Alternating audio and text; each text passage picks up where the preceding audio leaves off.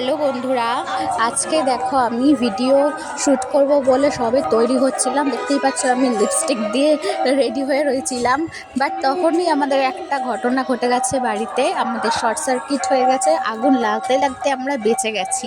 এই যা একটা ইঁদুর এসে আমাদের বাড়ির সব তার কেটে দিয়েছে ইলেকট্রিক। এখন ইলেকট্রিক শাটডাউন হয়ে রয়েছে, সবাই আমরা রাস্তায় বসে আছি। দেখতেই পাচ্ছ সবাইকে আমি দেখিয়েছি ভিডিওটা করে। আমাদের পুরো বাড়িটা পুরো ফ্ল্যাটটা আমাদের শাটডাউন হয়ে রয়েছে, অন্ধকার হয়ে রয়েছে। গরমে আমরা সবাই বাইরে বসে আছি, প্রাকৃতিক হাওয়া খাচ্ছি। আজকে যে কি মর্মান্তিক একটা দিন হতে চলেছিল, যেটা আমরা নিজে ভাষায় প্রকাশ করতে পারবো না। হয়তো আগুন লেগে আমরা জানি না কি হতো।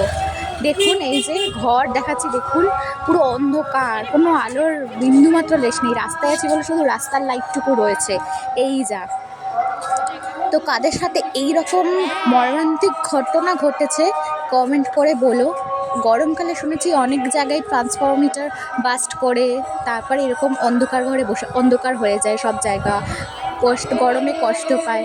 আমরা আজকে এই জিনিসটা ফেস করছি। হয়তো আমাদের ট্রান্সফরমিটার বাস্ট করেনি, বাট আমাদের বাড়ির যে মেন জিনিসগুলো থাকে ইলেকট্রিকের সব বাস্ট করেছে।